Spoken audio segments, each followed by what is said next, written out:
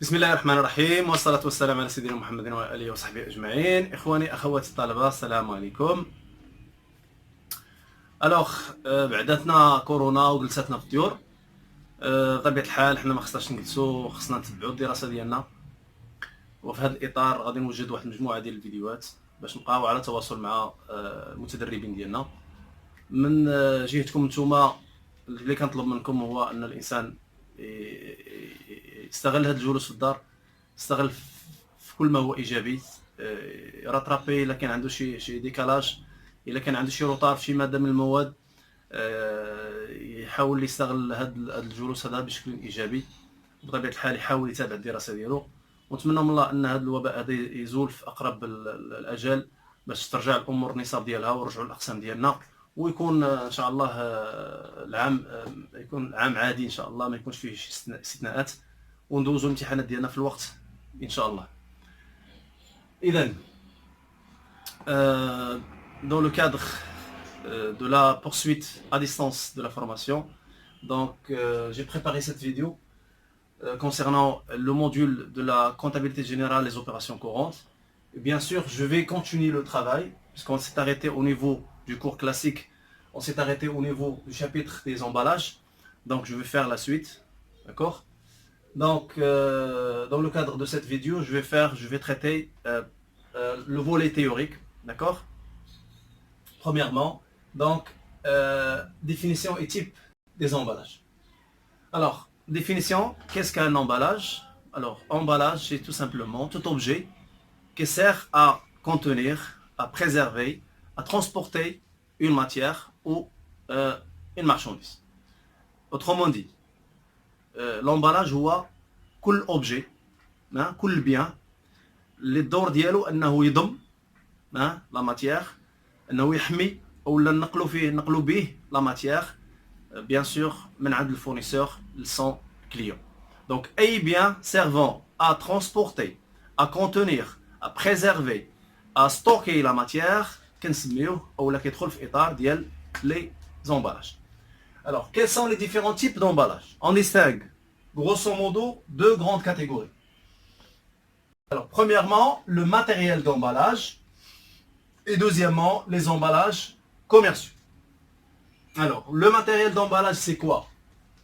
C'est tout emballage servant pour les besoins internes de l'entreprise. Besoins internes, c'est-à-dire حاجيات الداخلية ديال المقاولة. يعني ما تيخرجش هذا لومبالاج، ما تليفريش فيه لا مارشانديز، وانما تيبقى للاستعمال الداخلي. اكزومبل لي سيتارن، لي كوف، لي طونو، les conteneurs qui sont bien sûr utilisés en interne. On peut ajouter également les congélateurs, les machines à laver, les citernes, les réfrigérateurs et ainsi de suite. Comptablement maintenant, lors de l'achat d'un emballage, bien sûr à usage interne, qu'est-ce qu'on fait comme écriture comptable?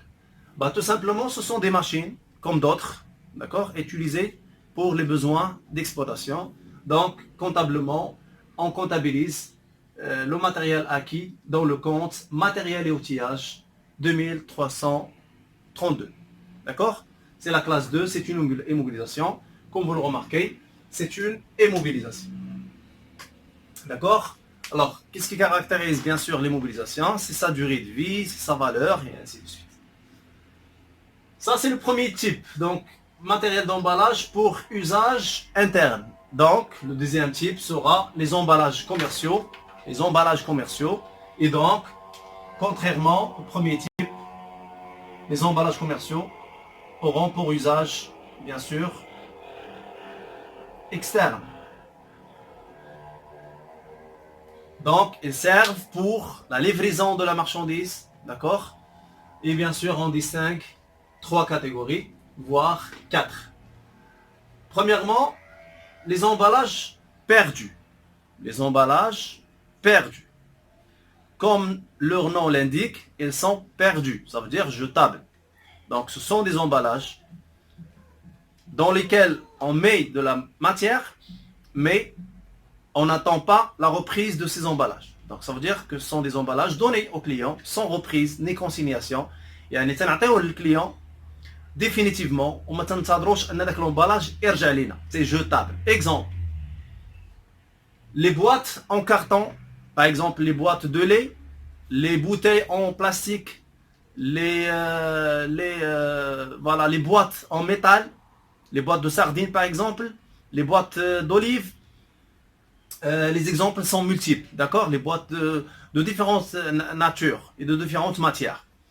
Alors, comptablement, lors des achats de ces types d'emballage, lorsqu'on achète un emballage perdu, par exemple, les cartons de lait, hein, les sociétés les qui diront les cartons de lait, mais qui savent bien sûr, d'autres fournisseurs. Alors, lors de l'achat, mais les les emballages, comptablement. C'est très simple. Alors, on passe l'écriture suivante, bien sûr en débitant un compte de charge, les rois, 61 231. Alors, 61 000, donc 112, c'est 112. C'est achat consommé bien sûr, c'est achat consommé de matières et fournitures. D'accord? Et précisément, achat, alors le compte exactement c'est achat d'emballage perdu. D'accord? Comme vous le remarquez, elle est comptabilisée dans la classe 6 et non pas dans la classe 2. Pourquoi? Tout simplement parce que l'emballage perdu, elle est de faible valeur et sa durée de vie généralement ne dépasse pas un an. D'ailleurs, c'est perdu, donc c'est une charge. D'accord? Puisque c'est une charge, donc normalement c'est un élément stockable. Alors, son compte de stock, c'est presque le même compte. Tout simplement, on change le 6 vers 3 pour trouver le compte de stock. Donc, achat d'emballage perdu, stock d'emballage perdu. C'est clair? Deuxième type des emballages, ce sont les emballages récupérables. Également, comme leur nom l'indique, ils sont récupérables. La TVA récupérable. Tout ce qui est récupérable, ça veut dire quoi? Ça veut dire annahu mustarja. D'accord? On va le récupérer par la suite. Ça veut dire quoi? Un emballage que je vais donner à mon client, mais que je vais récupérer par la suite. D'accord? La matière, bien sûr, un emballage, par exemple les caisses en plastique, les caisses en bois, les palettes, voilà, ce sont des emballages livrés avec la marchandise, mais elles sont récupérées par la suite. D'accord? Voilà les exemples. Alors, c'est récupérable d'abord. Alors, dans ce type, il y en a deux catégories. Il y a les emballages récupérables identifiables. Identifiables, ça veut dire qu'on peut identifier unité par unité. Et donc, ce sont généralement des immobilisations, puisqu'on peut les identifier. D'accord? Donc, ce sont des immobilisations qui portent un numéro d'immatriculation. D'accord? Donc, généralement, les emballages récupérables identifiables, ce sont des immobilisations. C'est la raison pour laquelle on les comptabilise dans la classe 2. Hein? Regardez, c'est le même compte, presque. Donc, matériel et outillage, 2332. L'emballage récupérable identifiable, c'est 2333. C'est toujours dans la classe 3. Il s'agit des immobilisations corporelles, bien sûr. Il s'agit comme exemple des citernes. Les citernes, bien sûr, à usage externe. Hein, les conteneurs. Lorsque je livre la marchandise dans un conteneur, le conteneur, bien sûr, elle reste la propriété de l'entreprise. Elle est récupérable. كنعطيو فيه سلعة ملي تيسالي منه الكليون تيردوا لينا دونك هنا on récupère هذاك l'emballage. Deuxième catégorie, toujours dans le cadre des emballages récupérables, il y a les emballages récupérables non identifiables qu'on ne peut pas identifier. ما نقدروش نعرفوا او نميزوا emballage على emballage. Exemple, les caisses en plastique, صنادق ديال البلاستيك ولا صنادق ديال العود, ou bien les bouteilles en verre, les bouteilles de soda par exemple, en verre.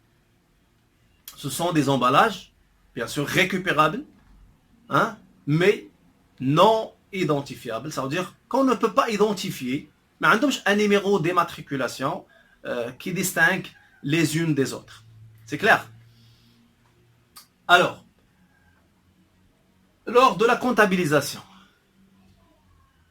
lorsqu'on achète des emballages récupérables non identifiables, on comptabilise dans le compte 61 232. Alors, quelle liaison avec le premier, le précédent?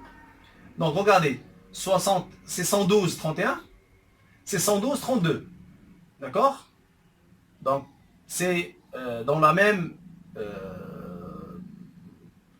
classe, dans le même poste, c'est 112, c'est 112, d'accord? Ils sont regroupés dans une fourchette, bien sûr, de classe 6, et précisément dans le poste, c'est 112. Donc, voilà, lors de l'achat, on passe l'écriture suivante. Achat d'emballage récupérable non identifiable, c'est 112, 32. D'accord? Également, puisqu'elle est comptabilisée en charge, il s'agit d'un élément stockable. Sa place dans le bilan, sa place dans le stock, bien sûr, sur le même compte, mais à la place de 6, on met 3. Regardez, le même compte, on change tout simplement de classe. D'accord? Et on obtient, là, c'est achat d'emballage récupérable non identifiable, et là, c'est stock d'emballage récupérable non identifiable. Très bien. Troisième type des emballages commerciaux. Troisième type, il s'agit des emballages mixtes. Voilà. Mixtes ou bien hybrides. Ce sont des emballages qu'on peut utiliser indifféremment comme perdu ou bien comme récupérable. D'accord? Donc là, lors de l'achat, qu'est-ce qu'on fait? Tout simplement, c'est 612,33. Achat d'emballage mixte. Et ça place bien sûr dans le bilan, dans la classe 3, dans les stocks.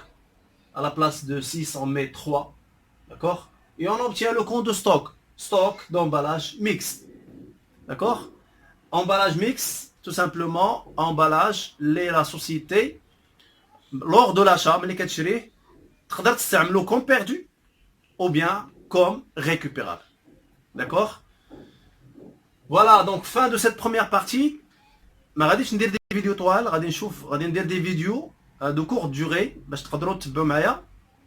Ou bien sûr, s'il y a des questions, n'hésitez pas à les poster. D'accord?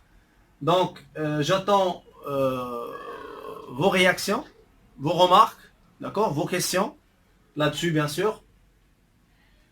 Je vais passer par la suite à la partie comptabilisation. D'accord? Je vais reprendre en quelque sorte la partie achat de certains éléments. D'accord? Donc, je vais faire 3 types d'opérations. L'achat, d'accord? Les achats des emballages, qu'est-ce qu'on comptabilise? Deuxièmement, la vente exceptionnelle, lorsqu'on vend une partie des emballages achetés auparavant. Qu'est-ce qu'on comptabilise? Et la troisième opération, c'est celle de la consignation. Al-i'ara, dit l'emballage. Et normalement, c'est la partie qui fait, voilà, c'est la partie importante dans la facturation. D'accord? La consignation qu'on va voir par la suite. Voilà, donc ce schéma résume toute la partie théorique des emballages. نتمنى ان هاد لا فيديو تكون واضحه. Bon courage, ما تعكزوش s'il vous plaît. Travaillez ou je donne des questions s'il y en a. D'accord? Ou bon courage.